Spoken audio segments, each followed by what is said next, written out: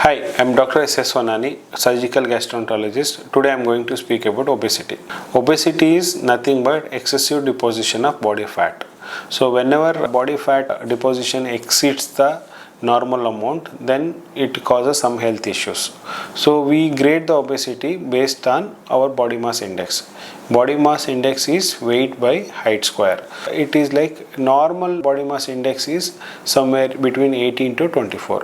Whenever body mass index becomes 25 to 30, it is called pre-obesity, and 30 to 35 we call it as grade 1 obesity, 35 to 40 we call it as grade 2 obesity, and anything more than 40 we call as morbid obesity. Why we have to worry about obesity? Obesity has become mother of all diseases now, because when the body weight increases, it will cause mainly first mobility will be affected. Patients become more sedentary, and so they have more of lifestyle diseases like cardiac problems, hypertension, and sometimes joint issues. These are the major issues.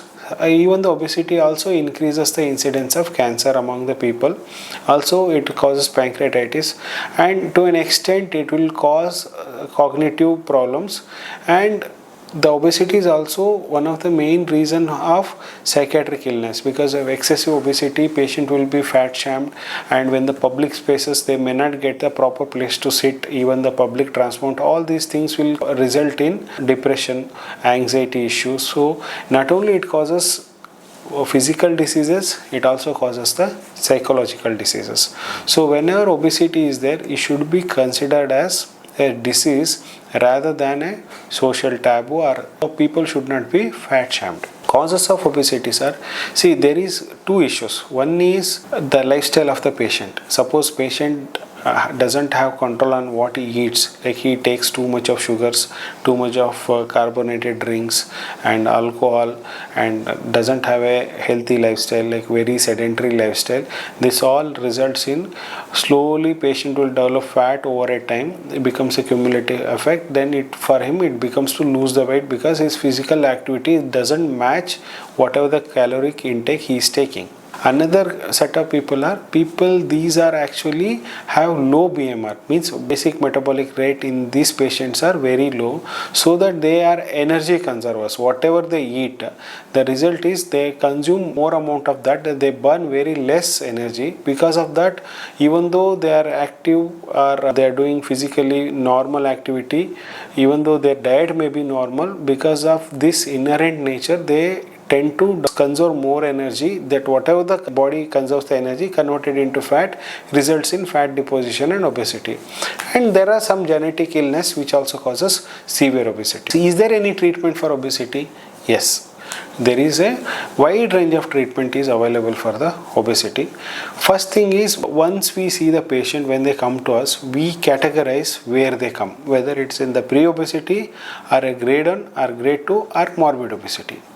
If patient is in pre-obesity, then for them best we advise is, we'll plan a diet for them and we plan the physical activity. Because in our center we have a team of nutritionists, physiotherapists, endocrinologists, cardiologists, nephrologists and physician.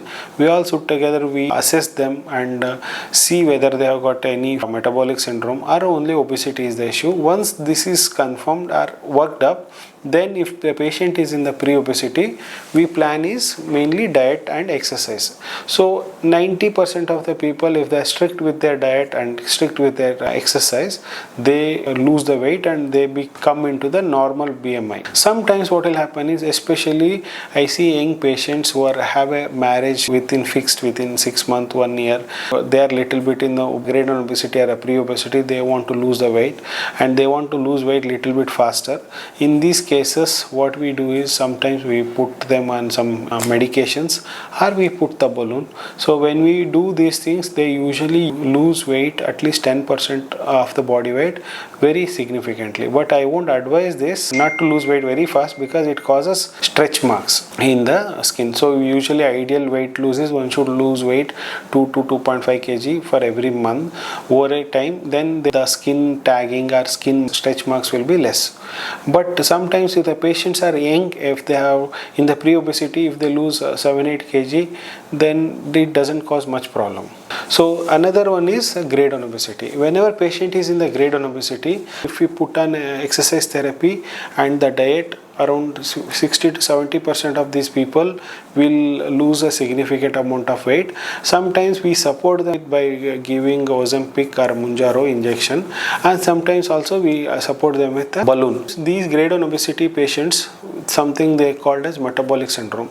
They have thyroid issues, they have diabetes, there will be hypertension, and their diabetes is not coming under control. In these patients, we usually advise to undergo surgery because the surgery gives a better control over entire spectrum of the problem, that it will help us to lose weight, and also patient will be improving in their diabetic control, hypertensive control, and other metabolic syndromes. If the patient has developed diabetes, if he recently has developed hypertension, then by getting a bariatric surgery, the diabetes may reverse, they may become normal, glycemic control becomes normal, they may not have to take any oral hypoglycemic or insulin. Even sometimes they'll get cured from hypertension. So there is a surgical way to treat diabetes. Now that patients are not very much aware, because we can actually treat diabetes to a significant amount with surgery. Whenever patients are in the grade 2 and grade 3 obesity, these people won't benefit from any medical therapy or a balloon therapy or exercise because of their body weight. They cannot do amount of exercise what they have to do to lose the weight. Even though they do the diet, percentage of body weight they have to lose is so high that whatever the amount of diet you do, whatever the amount of exercise you do, they cannot achieve it. They actually require help. So in these patients, what we directly advise them to undergo the surgery. There are two kinds of bariatric surgery. One is restrictive surgery. The most commonly done is sleeve gastrectomy. Another is malabsorptive surgery. Malabsorptive surgery is a surgery where we restrict the amount of food they take into the. Also, we create some kind of malabsorption. Because of that, whatever they eat, the amount of the food that get absorbed and body takes becomes less, so that they lose the weight significantly. There are certain malabsorptive surgeries like SADI, where it is actually something called as diabetic surgery also. In these patients, when they are obese, when we do these surgeries, they get cured of the diabetes. Any further information about types of surgery, or who has to undergo surgery, or who has to undergo medicine, it should be decided by the consulting doctor, because the thing is that he is the best person to assess a patient, and he will be able to decide like what is appropriate for the patient. Sometimes I see patients asking them, you do this surgery, you do that surgery, or this surgery, my friend has got done this surgery, it has given good result. No, like not everyone is same.